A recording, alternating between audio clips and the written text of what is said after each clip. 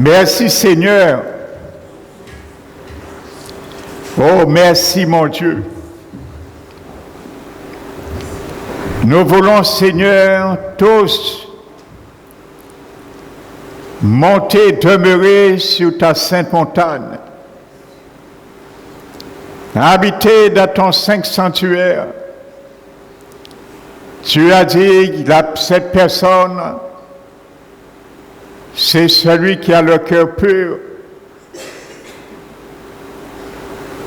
et qui n'ouvre pas la bouche pour parler du mal à son prochain.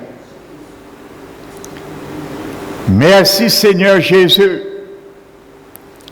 de faire de nous ces hommes et ces femmes pour demeurer constamment non seulement dans ta sainte présence divine, mais comme tu es en train de nous l'expliquer dans ton conseil éternel, afin que nous puissions avoir toujours les arguments, les armes, les clés pour demeurer et sortir dans les situations dont chacun de nous endurons dans notre vie, Seigneur. Merci, Seigneur, par-dessus tout, la présence et l'onction de ton esprit au milieu de nous et qui est en nous également, car tu nous l'as dit dans ta parole. Nous avons tous l'onction qui nous habite. C'est pour cela l'onction elle-même est la vérité. Elle n'est point mensongère. Puisses-tu, Seigneur, nous instruire ce matin à travers cette onction qui est en nous, dans notre esprit humain, par ton esprit, Seigneur. Qu'il soit ainsi pour chacun de nous, que l'ennemi de notre âme, ce matin dans ce lieu, n'a aucun pouvoir de s'approprier même d'une miette de cette parcelle de ta connaissance, Seigneur. Tu nous donneras ce matin par ta parole. Merci, Père, qu'il soit ainsi. C'est pour cela, au nom de Jésus-Christ de Nazareth, je chasse toute présence malveillante dans ce lieu qui pourrait perturber cette œuvre, ce moment de communion attablé avec l'Éternel, le Seigneur de notre salut, Jésus-Christ. Qu'il soit ainsi, je m'appuie sur toi encore, Esprit Dieu vivant, que tu mets les paroles, tes pensées dans ma bouche ce matin, afin que toi puisses parler à un cœur. Car je peux parler à l'intelligence, mais toi tu peux parler à un cœur. Qu'il soit ainsi ce matin au milieu de nous. Père, merci encore pour ta sainte présence. Au nom de Jésus-Christ, je t'ai prié. Amen.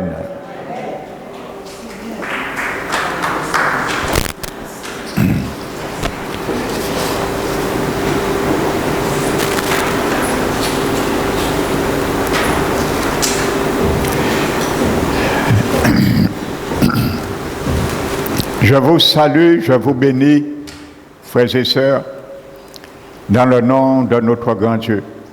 Amen. Donc soyez les bienvenus encore ce matin. Alléluia.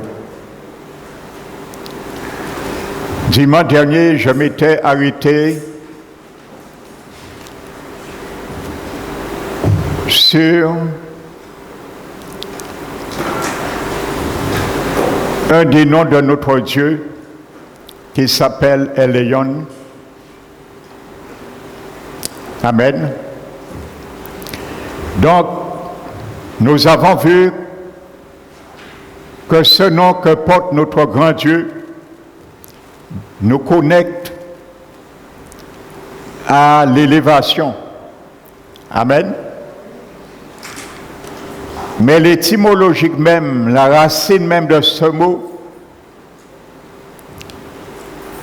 même s'il n'y a pas le L devant, amen, quand il existe le mot Léon, Léon qui donne Dieu, le Très-Haut, cela nous ramène à gravir quelque chose. Ça veut dire que nous allons accéder vraiment par gravitation comme quelqu'un qui grimpe. Amen. Alléluia. Et nous avons vu également, je m'étais arrêté sur le psaume 139, où le roi David dit, « Éternel, sonde mon cœur, sonde-moi et connais mon cœur. Éprouve-moi et connais mes occupations. Regarde si je suis dans une mauvaise voie et conduis-moi sur la voie de l'éternité. » Amen.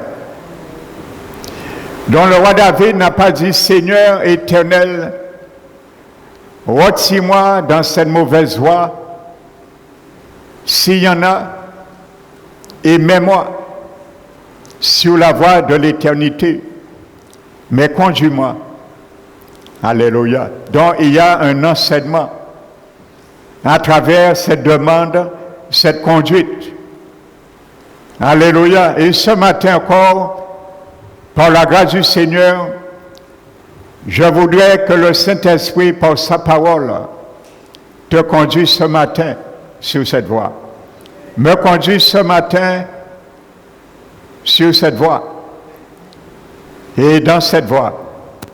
Alléluia.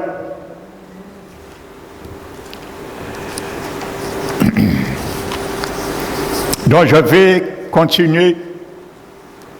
Amen. Dont les précédents messages sont enregistrés, donc vous pouvez les avoir sur notre chaîne YouTube. Amen.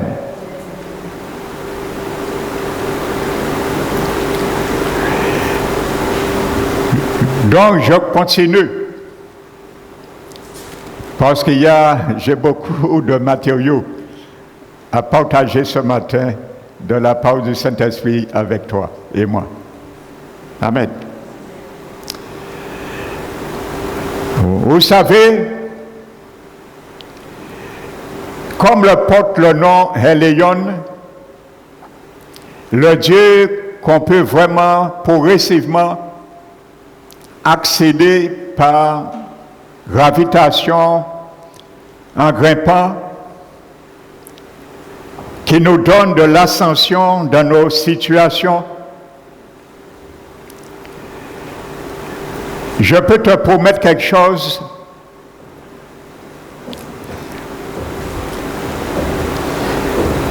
Que si tu as le vertige, tu ne pourras pas accéder à ce grand Dieu.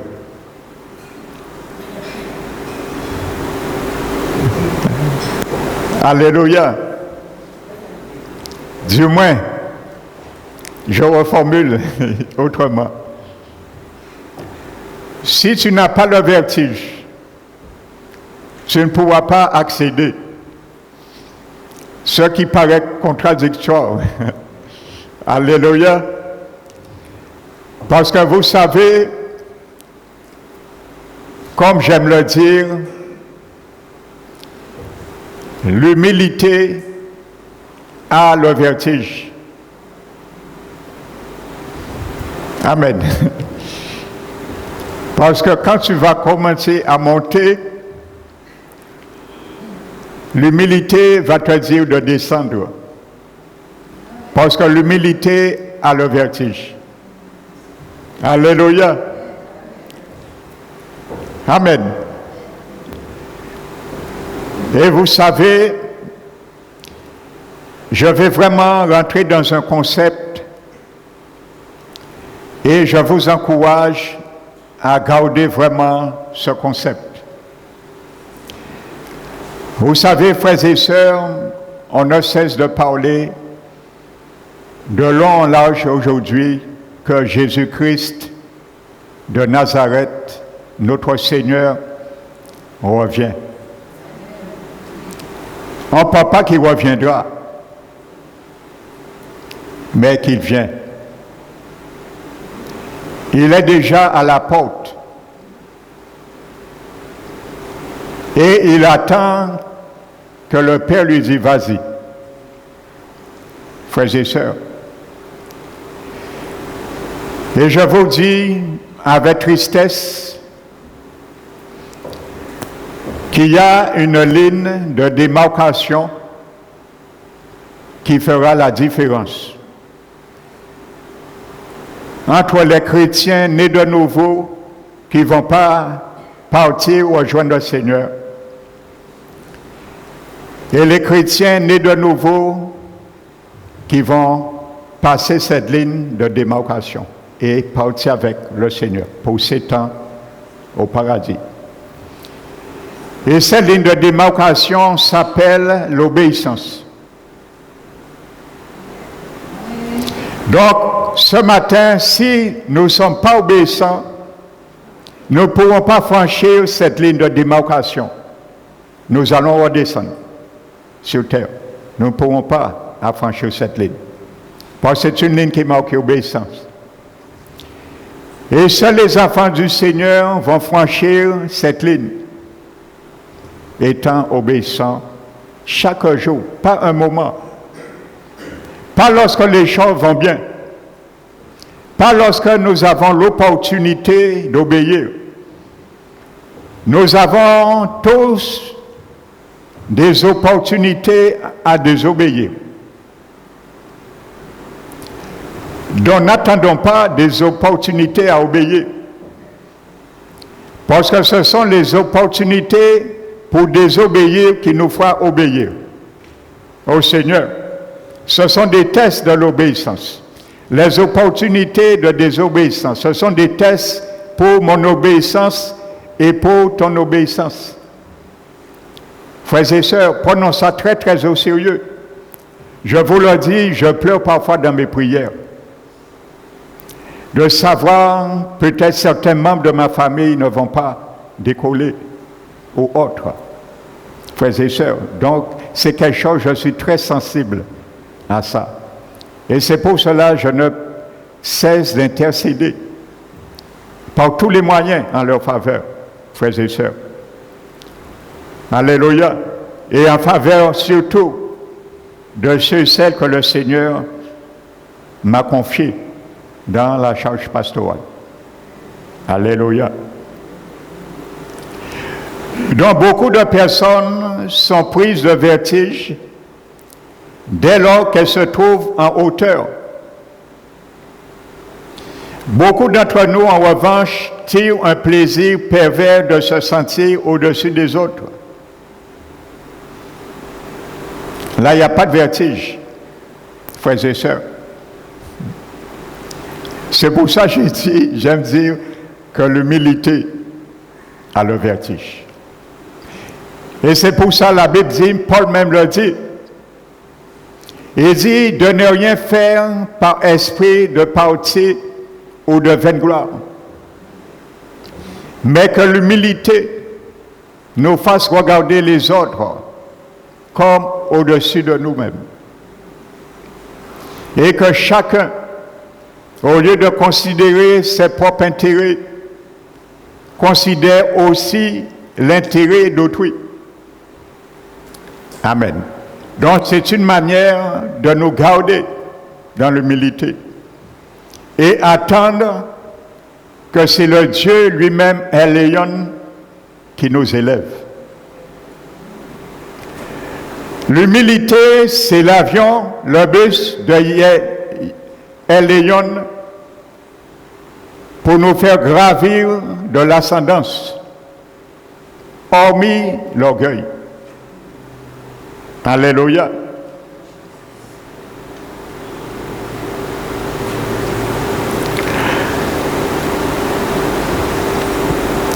C'est pour cela, je disais, la première fois qu'on rencontre cette occurrence, Elion, c'est dans Genèse 14. Amen. Et celui qui a béni un homme à la personne d'Abraham, c'est Melchizedek, qui était sacrificateur et roi de Salem et sacrificateur du Très-Haut. Il connaissait le cœur de ce Dieu, car c'est au nom d'Elion, il bénit Abraham. Amen.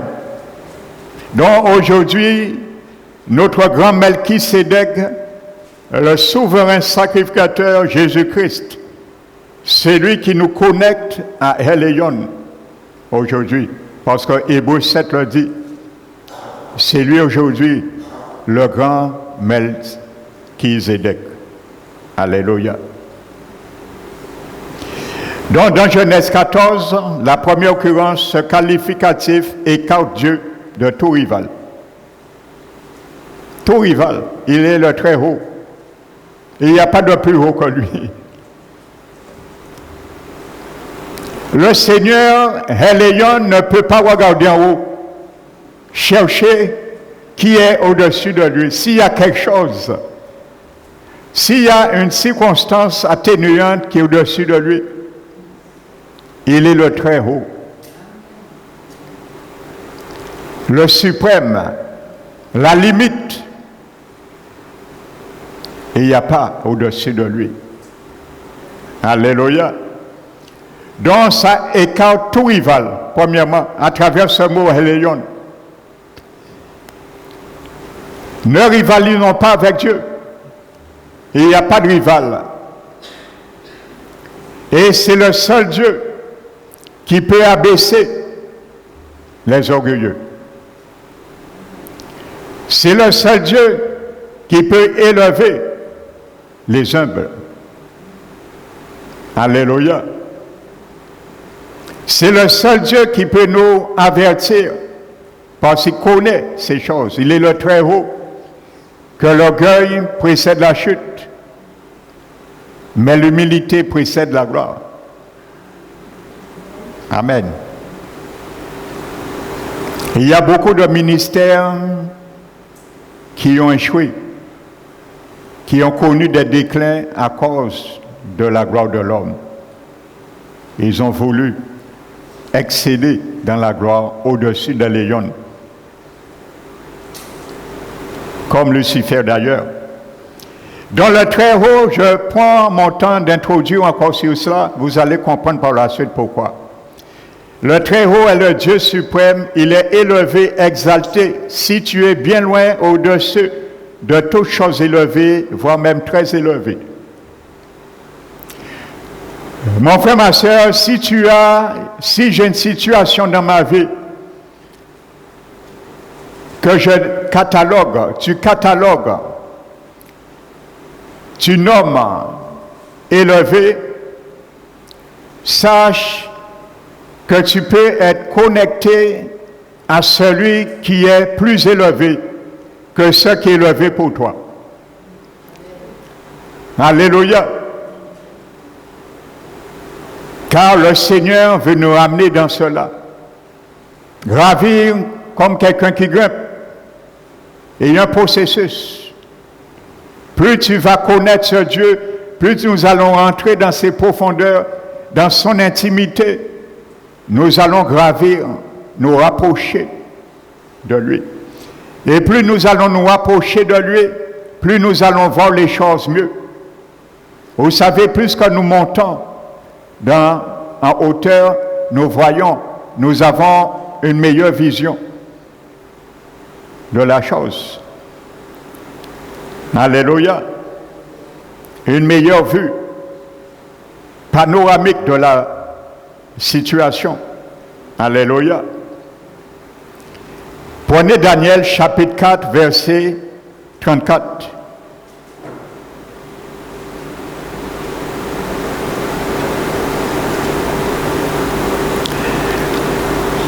Vous savez, il y avait un homme,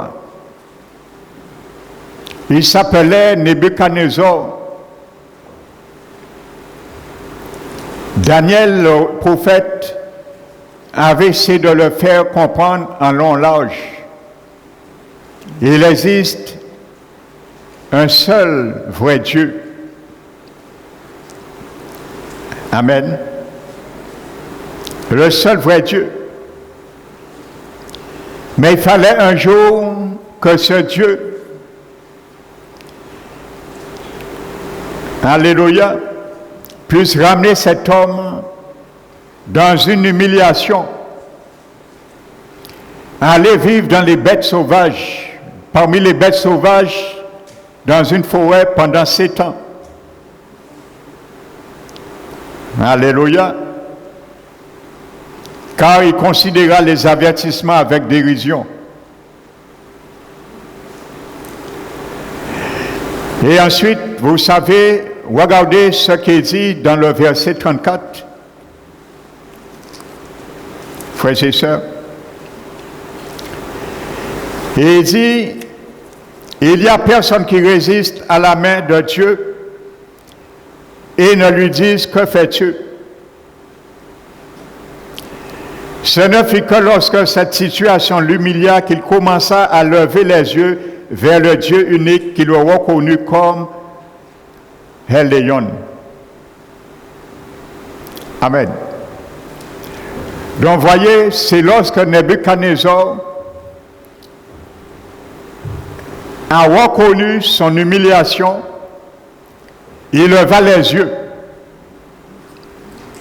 vers El Elyon, vers le Très-Haut. Donc vous voyez, il y a bien une correspondance avec l'humilité et l'élévation. C'est lorsque Nebuchadnezzar a reconnu son humiliation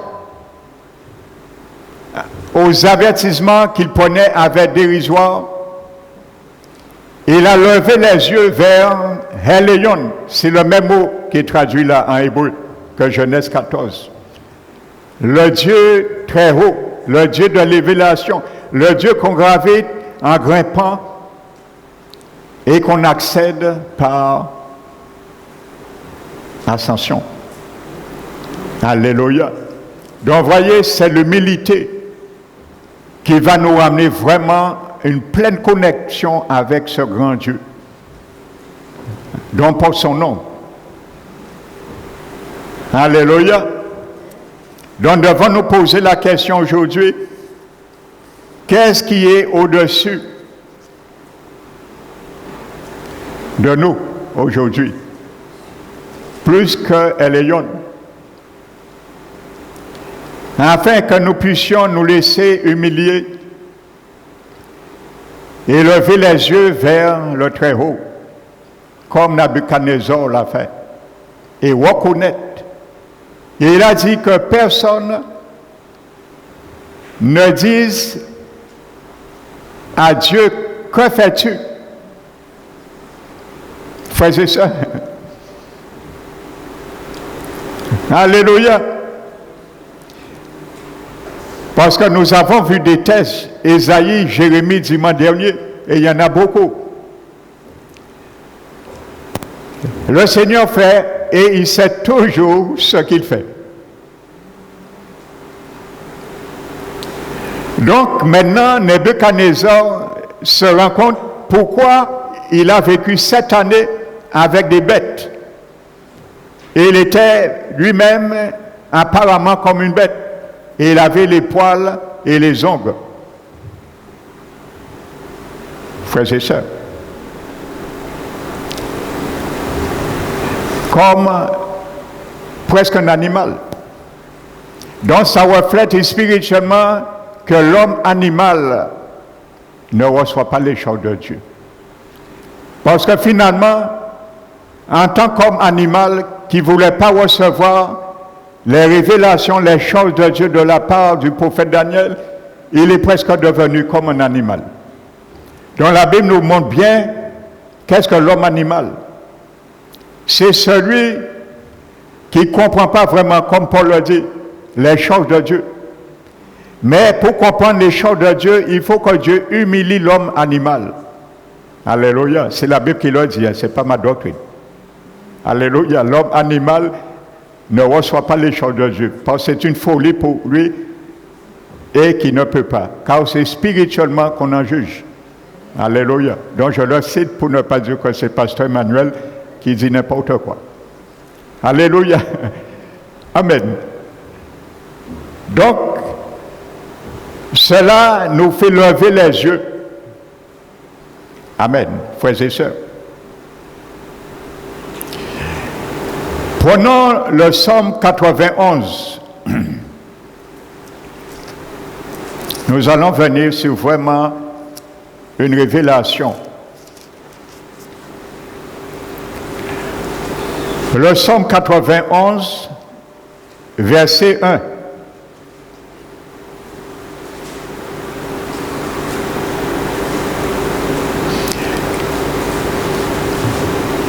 Celui qui demeure sous l'abri du Très-Haut repose à l'ombre du Tout-Puissant. Alléluia. À l'ombre du Tout-Puissant. Je lis la version d'Arby. Alléluia.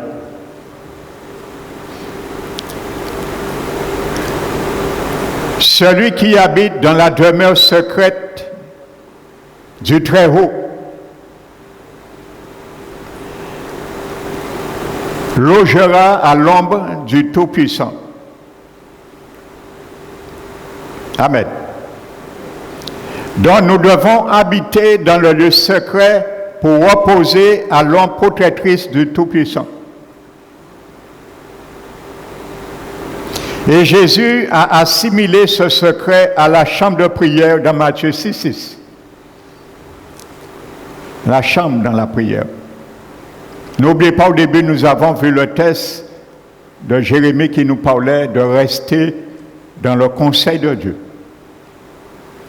Donc, c'est le texte que nous avons pris en exergue, en préambule, dans ce message. Amen. Le mot habiter dans le psaume 91, le verset 1, c'est le mot yashab. Il signifie demeurer ou reposer, habiter.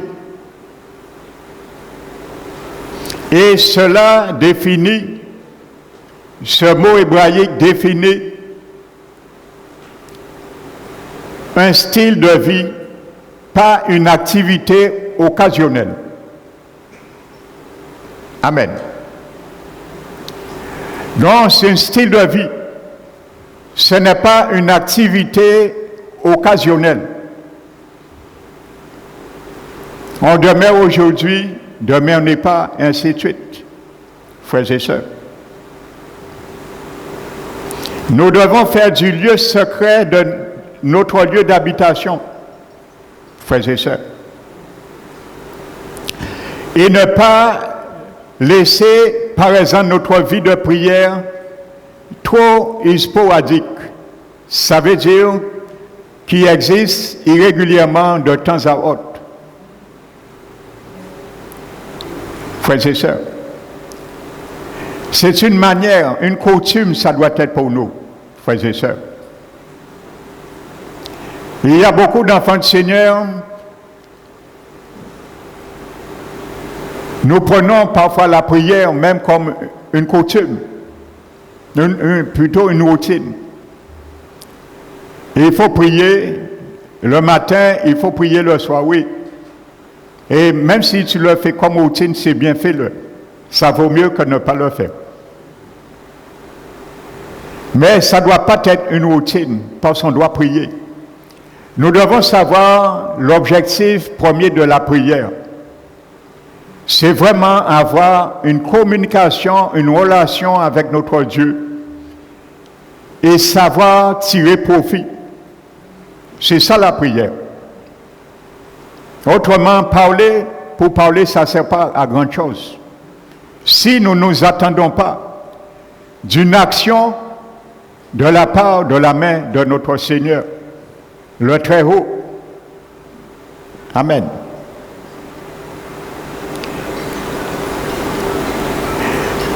Le mot reposer maintenant, dont je vous ai dit, c'est un style de vie, pas une activité occasionnelle. C'est un style de vie. Demeurer dans la présence du Seigneur, c'est un style de vie.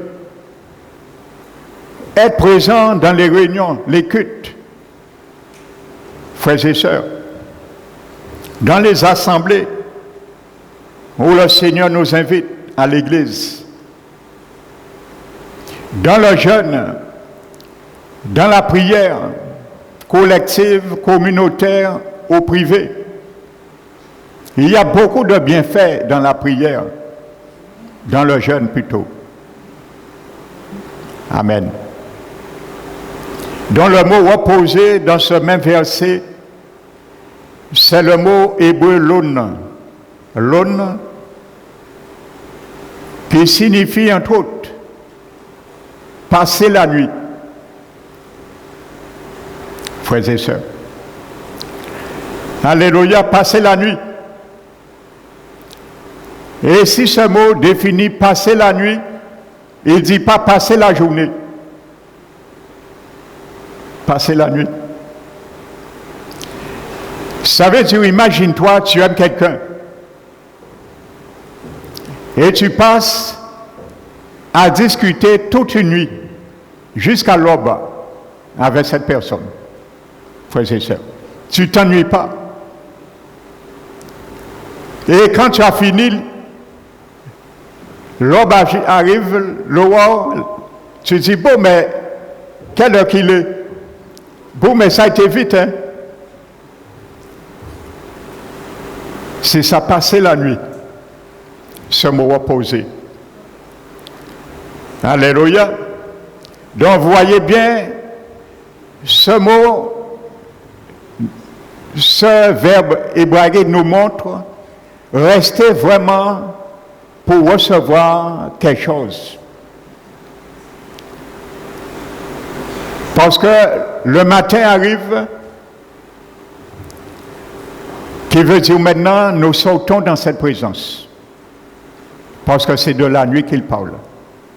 Alléluia. Et peut-être une autre nuit, tu reviens. Alléluia. Donc ça veut dire la nuit, ce que je reçois cette nuit, je ne suis pas obligé de le recevoir le lendemain. Je peux recevoir une autre chose. Alléluia. Donc, ayant aimé aller dans la prière et recevoir dans le Seigneur, et spirituellement, toute une nuit. Amen. Passer la nuit. S'il faut parfois le faire physiquement, nous pouvons le faire. Alléluia.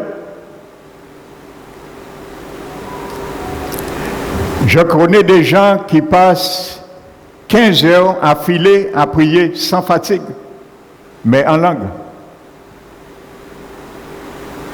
Et ça, je viendrai ultérieurement sur vraiment un message sur le don du parler en langue. Parce que je veux maintenant que vous passiez à une autre dimension. Il faut que vous ayez ce don. Vous allez comprendre le bénéfice, frères et sœurs, du parler en langue.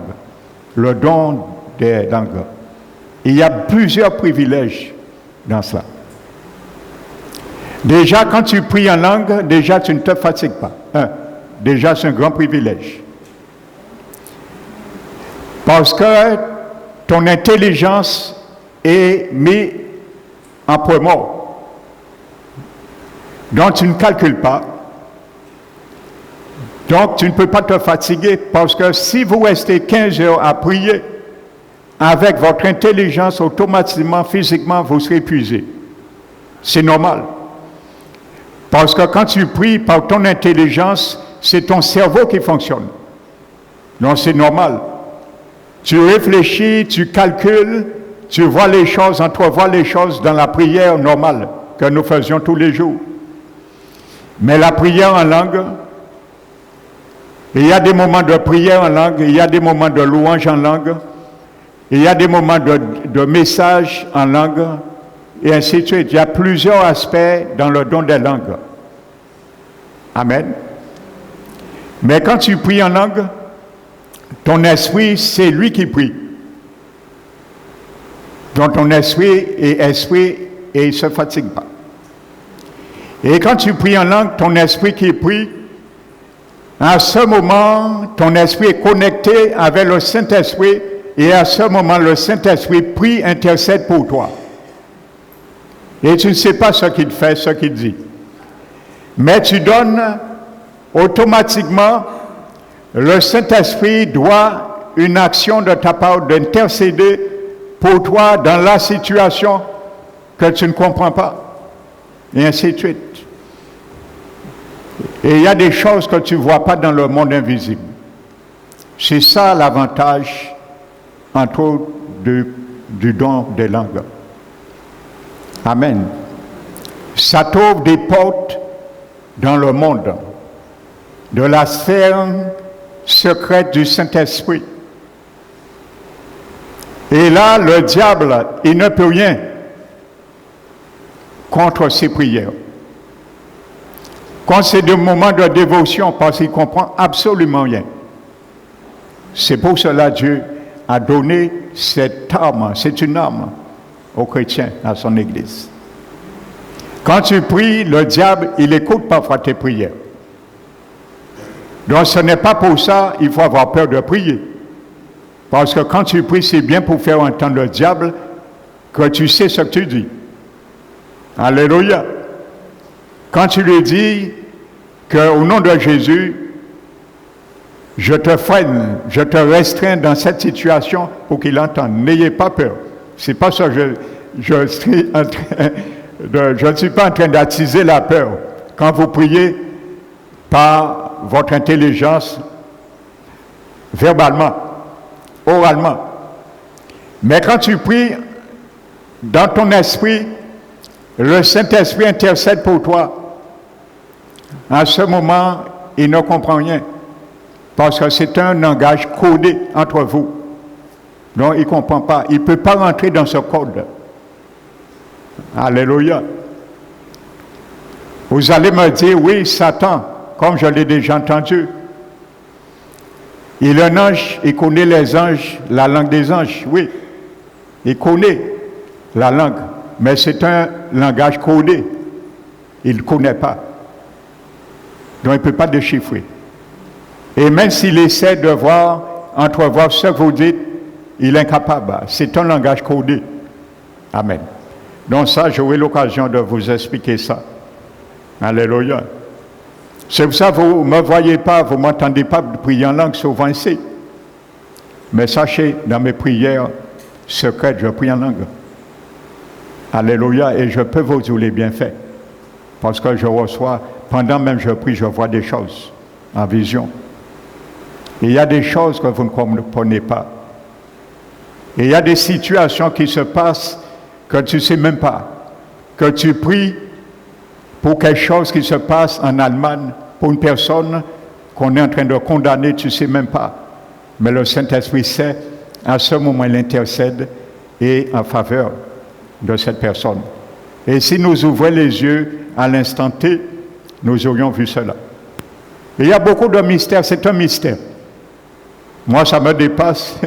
La seule chose que je peux vous dire, qui est clair, quand la Bible dit de prier en langue, toi-même, tu ne sais pas ce que tu dis. Mais le Saint-Esprit sait. Amen. Donc, c'est un don. Parce que si tu savais ce que tu disais, ce n'est plus un don. Amen. Donc, je ferme la parenthèse. Je n'avais pas prévu de parler de cela. Mais le Saint-Esprit m'a interpellé sur cela. Peut-être tu es là aujourd'hui et tu as déjà prié le Saint-Esprit de te donner ce don, tu ne l'as pas encore reçu, pour avoir encore plus de zèle et plus d'appétit pour continuer à demander dans la foi ce don. Le Seigneur le donne dans la foi. Amen. Donc, passer la nuit. Donc, si nous lisons ce verset un peu littéral, celui qui habite sous l'abri du Très-Haut passera la nuit à l'ombre du Tout-Puissant. Alléluia.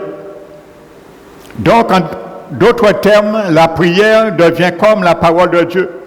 Ce que nous lisons aujourd'hui ne suffira pas pour la semaine. Comme la parole. C'est le pain quotidien. Alléluia. Une révélation aujourd'hui ne sera pas suffisante pour une révélation le lendemain, et ainsi de suite. Notre pain quotidien, notre manne. Donc, il y a une continuité, et ça c'est la clé, la continuité.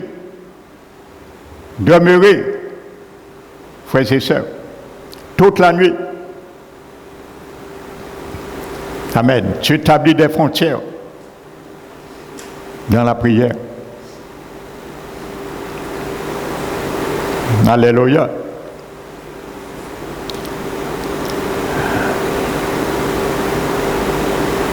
Parce que, vous savez, dans la vie, il y a des moments, je le dis parfois ici, opportuns, et je vais aujourd'hui vous l'expliquer.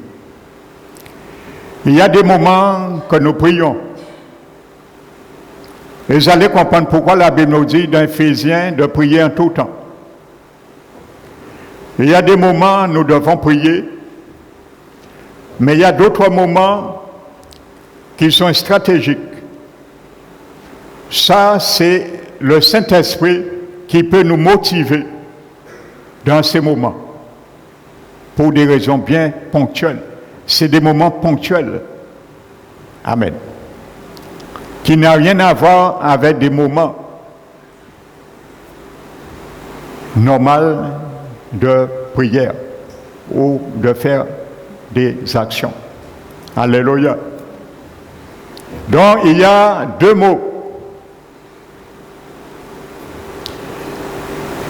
Donc, il y a des moments, des temps spécifiques où l'Esprit Saint nous prévient de situations particulières qui nécessitent une prière de protection.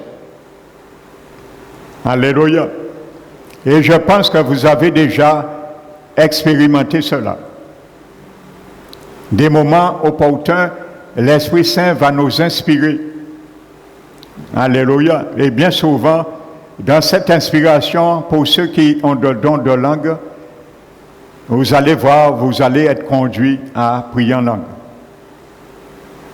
Pour des moments comme cela. Alléluia. Donc, il y a deux mots grecs qui est mis pour le temps, la notion de temps dans la Bible, deux mots grecs. C'est le mot chronos et le mot kéno. Kéros.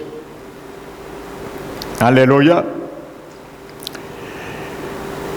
L'un est chronos, c'est le temps général, le temps mis pour faire une chose. Amen. Donc ça veut dire que je dis, je vais mettre une heure là pour prier par jour, par exemple. Je vais mettre une heure là pour étudier la parole par jour. Donc dans le grec, je vais employer le mot chronos. Amen. Et c'est là est venu le mot chronomètre. Vous allez bien? Chronométrie. Et chrono. Donc c'est ce mot grec. Mais il y a un autre mot que le grec emploie pour également des moments, c'est le mot kéros. Ça, c'est des moments stratégiques. Des moments ponctuels et importants. Donc ce mot kéros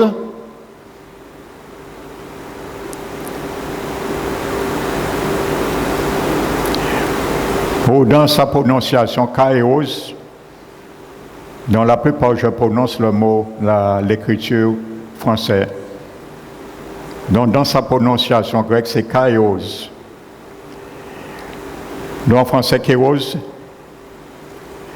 Donc ce mot désigne le temps stratégique ou le bon moment pour faire quelque chose. Amen. Je vais vous donner un exemple. Vous allez comprendre. C'est pour ça que je dis, je pense que chacun de vous, vous avez déjà expérimenté cela.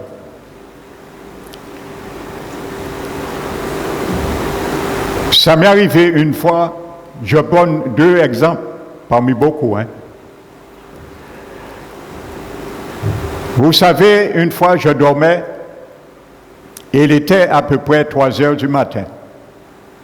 Je dormais. Et le Saint-Esprit m'interpelle dans mon sommeil et je me réveille. Et il me dit d'intercéder pour mon frère aîné. Mais il ne me dit pas pourquoi. Mais il me dit simplement d'intercéder pour lui à 3 heures du matin. Ça, c'est des moments kénos. Exactement ça que ça définit dans le grec. Des moments stratégiques. Amen. Ce n'est pas on décide, il y a des moments de danger dans la vie de quelqu'un. Ça s'appelle des moments kéros et stratégiques. Et nous devons interréagir pour le Seigneur. Ou il nous fait interréagir. Parce que si nous tardons, il y aura catastrophe peut-être. Et je me mis à intercéder pour lui. J'intercède pour lui et je demande la protection pour mon frère, ainsi de suite. 3 semaines est passées, je ne sais rien. J'ai obéi à ce moment stratégique que l'Esprit Saint m'a mis à cœur, ce fardeau. 3 semaines après, à l'époque, mon frère, il habitait presque en face chez moi. Nous étions voisins. Et en discutant avec lui, je lui ai dit, tu sais, tel jour, à telle heure, qu'est-ce que tu faisais? Vous savez ce qu'il m'a dit? Il m'a dit que pendant son épouse dormait, il a ouvert la porte doucement et il est parti, il est allé dans le ghetto. Parce qu'à l'époque, il était lié dans le crack pendant 15 ans.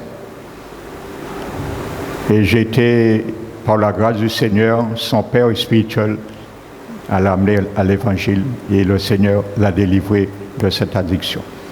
Et aujourd'hui, sa vie est restaurée totalement, ainsi de suite. Il m'a dit qu'il a ouvert la porte et il est parti. Et lorsqu'il est arrivé dans le ghetto, quelqu'un allait le tuer, le piquer. Je crois que c'est un dealer. Et au moment qu'on allait l'agresser, cet homme agressé entend un compatriote à lui dire « Non, laissez Michel, c'est un bon client, nous. » Et c'est comme ça qu'il est sorti d'elle. Vous voyez, frères et sœurs. Et c'est là que je lui ai dit, tu sais pourquoi je t'ai posé cette question? Ce jour, à la même heure, voici ce que le Saint-Esprit m'a dit et j'étais en train d'intercéder pour toi. Amen. Donc, il y a beaucoup d'exemples comme ça. J'aurais pu. J'ai donné un exemple. L'autre jour, vous savez, il y avait des ouvriers qui étaient en train de refaire notre toiture parce que c'était vraiment bousillé avec les termites, tout ça. Et je suivais le chantier. Ils étaient au moins 4 ou 5. Et un soir, je rêve, Dieu me montre un songe et je vois un ouvrier qui tombe sur la toiture. Et lorsqu'il tombe, il y a le conducteur de travaux l'avait attaché et il le retient. Et il essaie de le faire monter avec difficulté. Quand j'ai vu ça, je me suis mis à intercéder. Et j'ai demandé la protection du Seigneur sur ce chantier, sur cet homme, afin qu'il lui arrive bien. Le lendemain, j'étais là en plus, présent. Ils étaient en train de travailler. Je ne sais pas ce qui s'est passé. Eh bien, ce jeune, cet homme que j'ai vu dans le rêve, il a dégringolé, il a glissé et il allait se trouver en bas. Et quand il est arrivé, il y avait des bouts de comment ça s'appelle? Les bois qui étaient là, qu'il a bloqué jusqu'au bout à l'arrivée pour tomber. Donc, voyez, frères et sœurs, c'était des moments kairos. Le Seigneur nous montre, ça veut dire c'est des moments stratégiques. Quand le Seigneur te montre, il faut agir.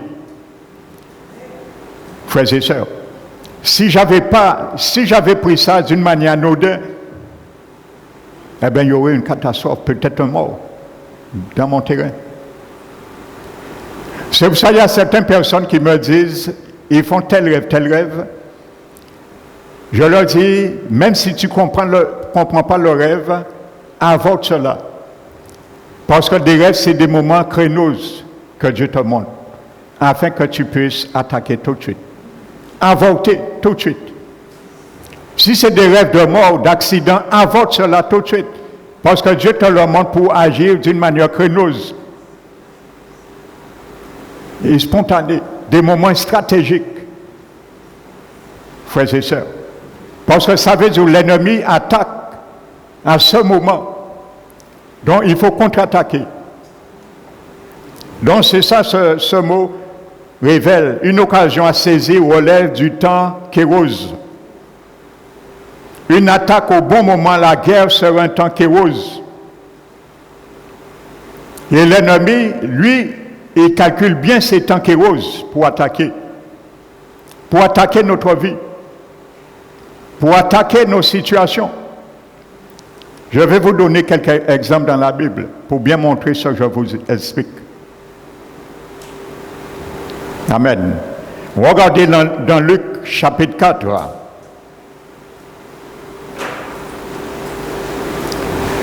Luc chapitre 4. Lorsque Satan avait tenté Pierre, le verset 13, avant de Pierre, Jésus. La Bible dit, après l'avoir tenté, Jésus, de toutes ses manières, le diable s'éloigna de lui jusqu'à un moment favorable. Le mot kairos. Donc, vous voyez, Satan choisit des moments stratégiques. Ça veut dire, la Bible nous montre que le diable attend un moment que Jésus se trouvera d'une manière défavorisée et qui pourra encore essayer de l'attaquer. Pas n'importe quel moment, un moment bien stratégique, c'est le mot qui est traduit là, kairos, pour attaquer. Alléluia. Frères et sœurs, l'Esprit va nous inspirer, frères et sœurs, des moments dans la guerre. Et il y a quelque chose qui me vient. Et il y a un frère ici qui m'a dit un jour, après le culte, je ne sais pas si c'est un vendredi ou un dimanche, je crois plutôt que c'est un dimanche, et il m'a dit que pendant j'étais en train de prier, Donc sûrement la prière Claude, je ne sais pas. Et il m'a dit qu'il a vu un esprit qui est rentré et qu'il a pris une chaise ici. Et il a pris une chaise et il s'est assis au milieu là. Et le frère m'a dit que pasteur, je sais que le Seigneur vraiment te conduit. Et il m'a dit, pendant que j'étais en train de prier, c'est comme si moi j'avais vu l'Esprit, comme il a vu, mais je n'ai rien vu. Et au moment que l'Esprit, il m'a dit que lui, il était en train d'intercéder, et au moment où l'Esprit est venu, s'est assis, ma prière a changé de tournure, comme si j'avais vu l'Esprit. Et j'ai attaqué cet esprit sans le savoir, et il s'est levé et il a fui. Voici des moments qui rosent. Alléluia. L'Esprit nous le conduira lui-même, frères et sœurs. Alléluia. Donc c'est des moments stratégiques également dans le combat spirituel. C'est pour cela, le vendredi ici, ceux qui ne viennent pas, vous ne savez pas ce que vous perdez. Je vous le dis. Parce qu'ici, on prie beaucoup dans ce concept. Et il y a des choses peut-être que le diable est en train de faire à nos bien-aimés, nos enfants, petits-enfants, on ne sait pas. Mais au moment que nous sommes en train d'attaquer, c'est des moments stratégiques. Peut-être il est en train de lever son arme pour flécher, mais sans le savoir, nous sommes en train de briser cette arme. Et il est en train de le baisser, cette arme, sans que nous le sachions, frères et sœurs. Alléluia. Quand quelqu'un est en danger ou sur le point d'être attaqué par le diable, c'est un moment qui rose. L'heure qu'il serait un temps, l'heure qu'il en est serait un temps chronos. Mais un temps que l'ennemi attaque serait un temps qui rose. Alléluia. Donc nous avons vu Luc 4. Prenons Luc chapitre 8 pendant que nous sommes. Je vais prendre des versets avec vous.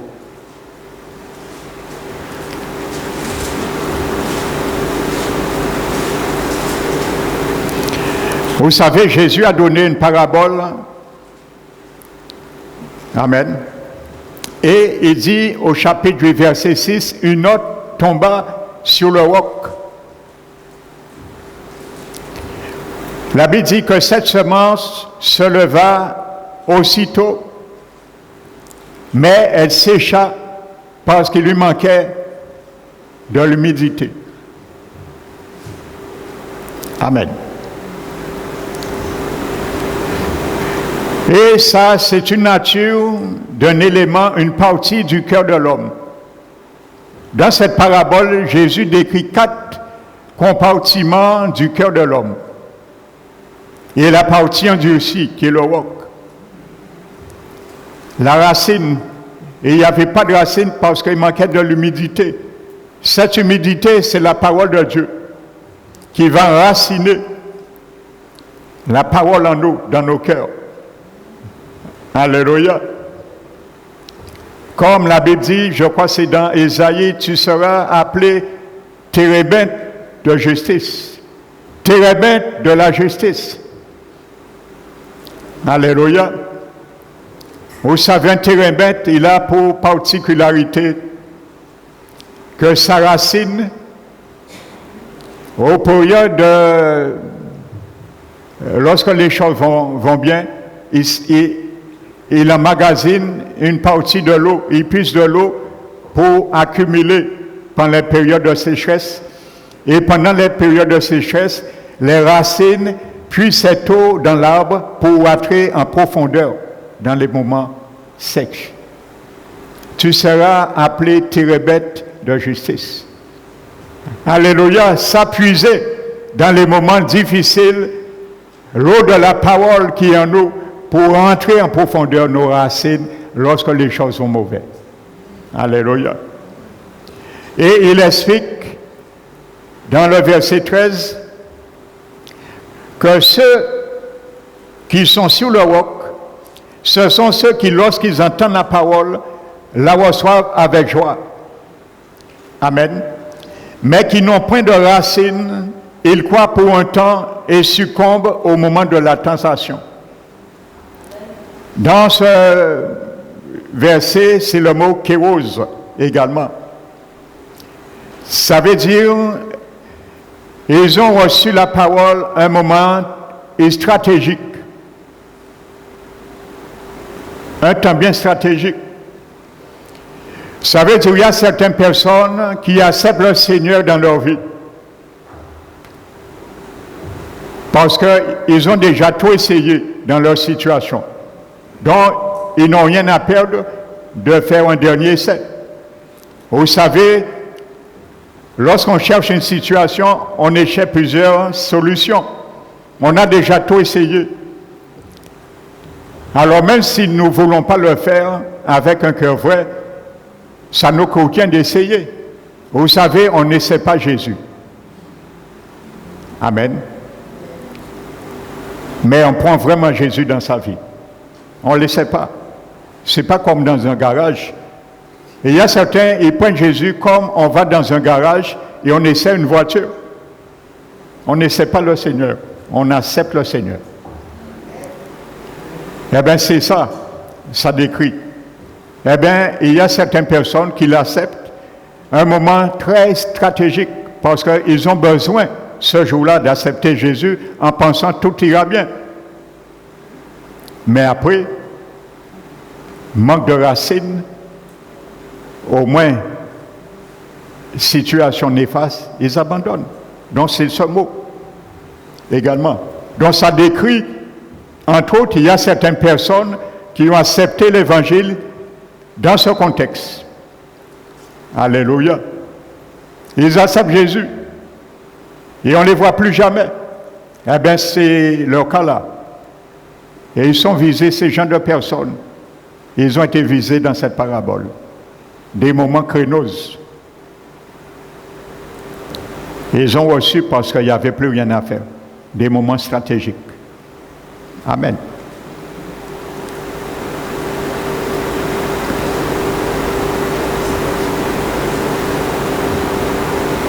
Il y a des tentations, frères et sœurs, également. Amen. Ils sont tentés. C'est ce qui est passé dans Luc. Luc, chapitre 22. Luc, chapitre 22.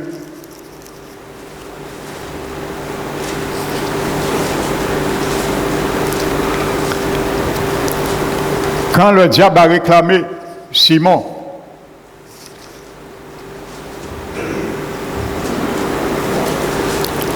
verset 31-32, la Bible dit que Jésus dit, Simon, le diable t'a réclamé pour vous cliver comme le froment, mais j'ai prié pour toi. Vous voyez, le mot kéros n'est pas implicité, mais explicité, mais implicité. Jésus dit à Pierre, mais j'ai prié pour toi. Jésus dit à Pierre, au moment où Satan t'a réclamé, j'ai prié instantanément pour toi parce que c'était un temps kéros, stratégique. Si je ne l'avais pas fait au même moment, le diable t'aurait réclamé. Amen. Donc il y a des temps, frères et sœurs, il ne faut pas reporter pour agir. Autrement, nous mettons cela dans le registre chronos.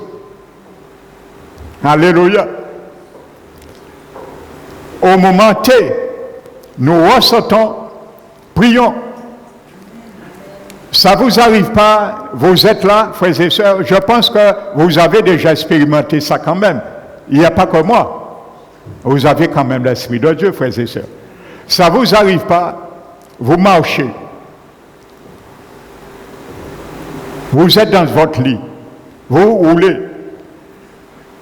Il y a des choses, vous faites que voir une pensée où vous imaginez quelque chose en pensant que c'est de l'imagination. Eh bien, vous savez, si vous ne l'aviez pas fait, ne minimisez pas cela. Priez. Demandez au Saint-Esprit qu'est-ce qu'il vous dit, pour qui, pourquoi. Priez, frères et sœurs. Parce qu'en réalité, c'est une manière qu'il y a le don de parole de connaissance qui se manifeste comme ça aussi. Vous savez, le don de parole de connaissance se manifeste de deux manières.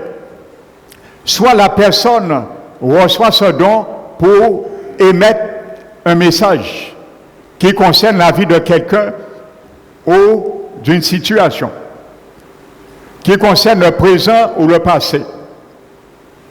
Mais ça peut être aussi un don que ponctuellement Dieu nous parle, qui nous concerne. Et ce don peut se manifester par un rêve, par une pensée. Et ça peut venir de la pensée du Saint-Esprit, frères et sœurs. Donc nous devons agir aussi spontanément.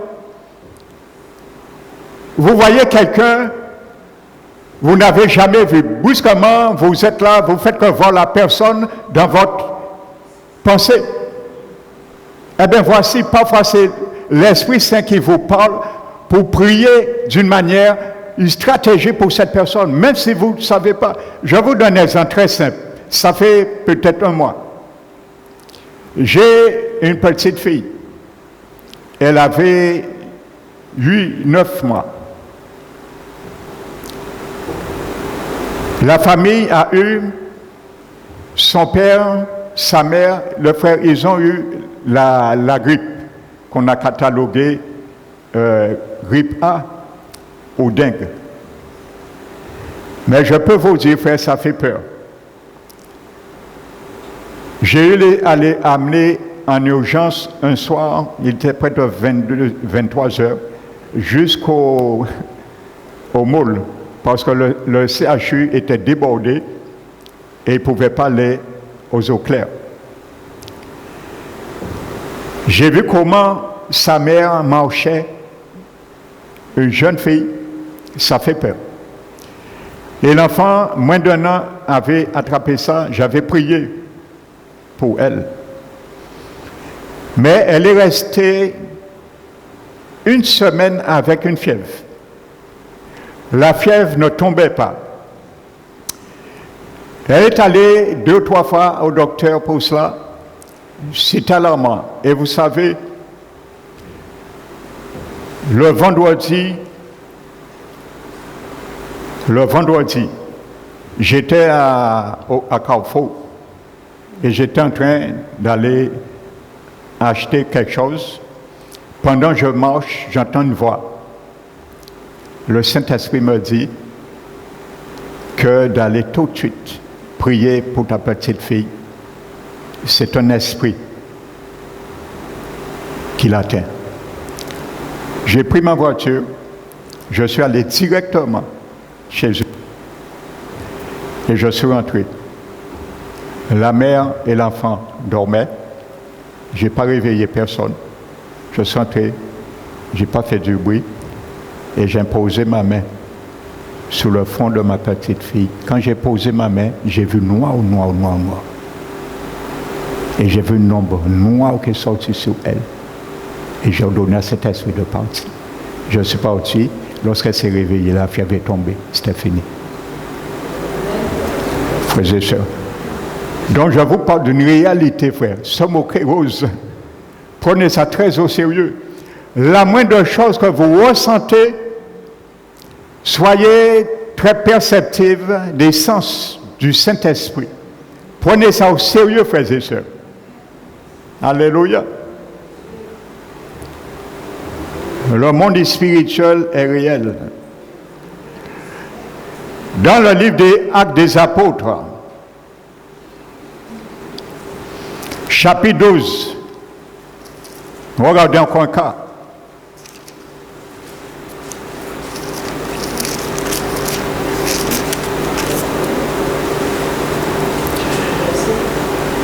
Verset 1. Vers le même temps, le roi Hérode se mit à maltraiter quelques membres de l'Église. Le même temps, dans le grec, c'est le mot kéros. Vous voyez, le diable a ses temps kéros aussi. Ses temps stratégiques pour attaquer. Frères et sœurs.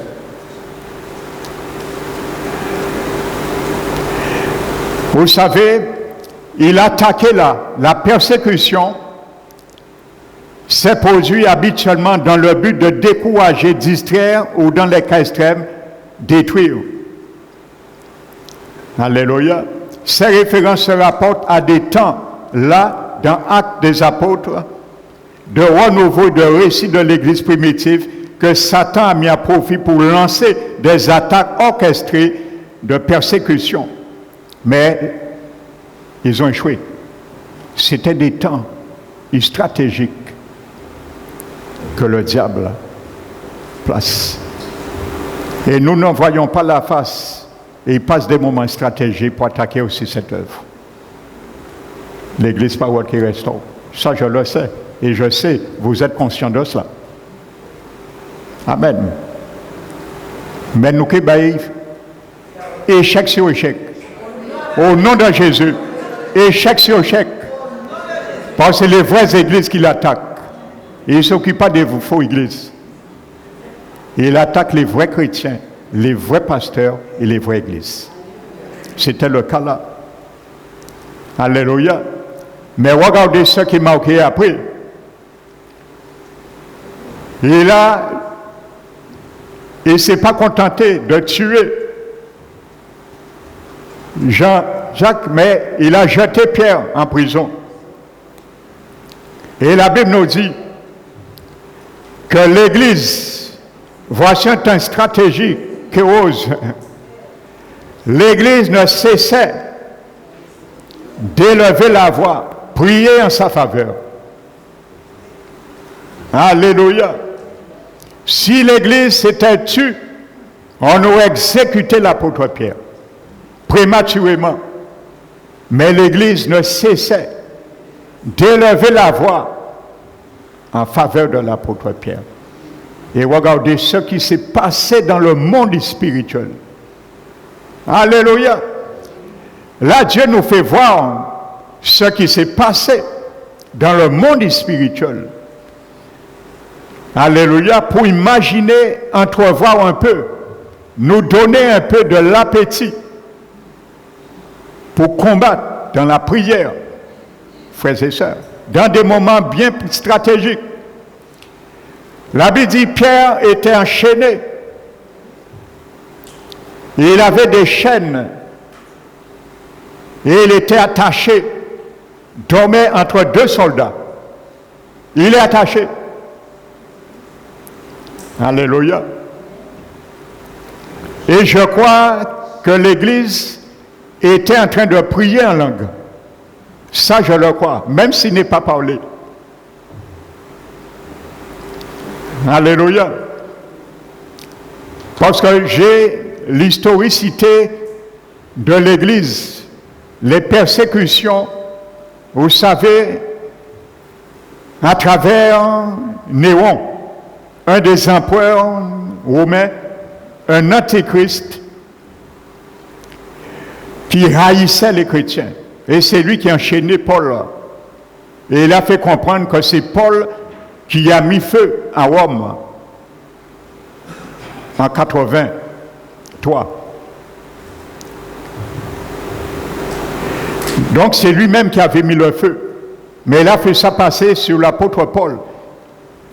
Et la plupart des églises que Paul même a implantées ont cru à ce mensonge. C'est pour ça Paul à un moment dit à Timothée, ne me laisse pas tomber. En quelque sorte, c'est toi qui es près de moi. On avait abandonné Paul. Ce n'est pas deux doigts chrétiens qui abandonnent. On va me mépriser. On va me calomnier, on va mentir sur moi. Et il y a quelques frères et sœurs qui vont croire à ce mensonge, ils vont quitter l'Église. Mais Paul, c'est un contingent de chrétiens qui ont abandonné Paul, des compagnons de service qui l'ont abandonné. Eh bien, cet empereur Néron, si vous lisez l'histoire de cet homme, des sacrilèges que cet homme a fait, il a fabriqué un toboggan. Et pour faire accepter les chrétiens de renier Christ, ils ne reniaient pas Christ. On les lâchait dans le toboggan et il y avait une lame très affûtée qui était faite pour cela, que le moment qu'ils tombent dans le toboggan, cette lame puisse arriver à la hauteur de leur gorge et ils aient tranché la tête. Quand ils ont vu que les chrétiens ne démordaient pas, ils glorifiaient le Seigneur et ne reniaient pas le Seigneur, il a fait une poêle qui faisait combien de centimètres et il le chauffait avec de l'huile chaude. Et il lâchait les chrétiens qui ne reniaient pas Christ dans cette huile chaude comme une marmite. Eh bien, il est marqué, il est reconnu dans l'histoire de ces chrétiens qu'en les lâchant, ils étaient en train de louer l'Éternel en langue. Et ils ont accepté cela. Donc je crois que par la prière, par la louange en langue, je pense que peut-être le Seigneur a permis qu'ils ne sentent pas grand-chose. Et ils ont accepté de mourir comme ça, frères et sœurs. Alléluia. Donc je disais, et je vais m'arrêter ce matin sur ce témoignage, l'apôtre Pierre dormait entre les chaînes. La Bible dit un ange rentre dans la prison. Voici ce qui se passe dans le monde spirituel quand tu pries, mon frère, ma soeur. Alléluia. C'est un scénario que Dieu a laissé pour que nous puissions entrevoir dans le monde invisible ce qui se passe. Il a permis le physique, mais le projeter également dans le monde spirituel. Il y a un ange qui est rentré et la lumière s'est allumée. La prison était dans les ténèbres. Il y a la lumière, frères et sœurs. Alléluia. Donc quand Dieu te met à cœur de prier pour une situation ténébreuse que tu ne comprends pas, prie. Et si tu as le don de langue encore, c'est encore mieux. Prie, tu verras la lumière ou la situation de tes enfants, petits-enfants, va s'éclairer, va jaillir pour eux. Et ils vont voir où qu'ils ne voyaient pas. L'ange allumé, la prison. Il a touché Paul, il a dit, lève-toi, mets tes sandales, mets ta ceinture et mets ton manteau. Et la Bible dit que Pierre passe la première garde. La deuxième garde, le Seigneur a permis que les soldats peut-être étaient en train de ronfler et rentrer dans leur plus grand sommeil en faisant. Et l'apôtre Pierre passe devant eux. Ils n'entendent rien. Ils sont endormis. Frères et sœurs, le Seigneur peut endormir les démons qui sont en train de veiller la vie de tes enfants. Le Seigneur peut endormir les démons du diable qui surveillent la vie de tes petits-enfants et permettre tes enfants, tes petits-enfants, les membres de ta famille non convertis, passer invisibles, transparents à leurs yeux de la situation. Alléluia. Pendant que le diable attend tes enfants-là, il va rester 24 heures, il va dire à ces démons ce qu'il a fait. Longtemps qu'ils sont passés invisibles à leurs yeux. Alléluia. La Bible dit que Pierre passe la porte de fer maintenant. Et la porte de fer s'ouvre sans le secours d'aucune main. La porte s'ouvre tout seul. Et Pierre sort dans la rue. Alléluia. Dieu va nous surprendre. Il fera au-delà, par la puissance qui agit en toi, peut faire au-delà infiniment de ce que tu penses et demandes. L'apôtre Pierre croyait qu'il rêvait. Il croyait qu'il rêvait. Mon frère, ma soeur, tu veux faire tes enfants, tes petits-enfants rêver? Prie pour eux au moment créneuse. Ils sortiront dans une situation. Ils vont dire, mais ce n'est pas possible. Mais comment je fais pour sortir dans cette situation? Oui, c'est possible. Parce que tu pries pour eux. Alléluia. Parce que tu es sensible à la voix du Saint-Esprit. Il te dit, prie au moment opportun, au moment créneuse. Intercède pour leur situation. Alléluia. Je vais finir. Des raisons qui me viennent. Et il y a mon petit frère, un jour, il est venu me dire, il y avait un homme qu'on devait exécuter aux États-Unis. Mais apparemment, cet homme était innocent. Et mon frère me parle un peu pour l'Injésus. Vous savez, frères et sœurs, je vous parle des réalités. Il m'a dit ça un après-midi. Le soir, je me suis mis à prier et l'image de cet homme est venue dans mon esprit. Je me suis mis à intercéder pour lui et tout de suite, je me suis mis à effondrer en larmes. Je ne connais pas cet homme, je ne sais pas ce qui s'est passé. Mais ce que mon frère, il n'y a pas eu de hasard. Dieu a permis, mon frère me dit ça. Je me suis mis à prier, je ne connais rien de cet homme, à effondrer en larmes, comme quelqu'un que je connais intimement. Et vous savez, le lendemain, lorsque mon frère est venu, il m'a dit, finalement, on a libéré cet homme, on ne l'a pas exécuté. C'était réversible, on devait l'exécuter, frères et sœurs. Alléluia. Dans des moments qui rosent, je t'encourage, mon frère, de saisir ce soir, ce matin, cette arme. C'est une arme puissante, tranchante. Des moments stratégiques. Demande au Seigneur, à partir d'aujourd'hui, ma prière pour toi, que le Seigneur exerce tes oreilles spirituelles afin d'entendre les moments créneuse pour intercéder et agir instantanément, ne pas reporter autant qu'on ose. Que ce soit ton partage ce matin, mon frère, ma soeur, que ce soit mon partage, alléluia, que le nom du Seigneur soit glorifié en toutes choses, au nom de Jésus. Alléluia. Amen.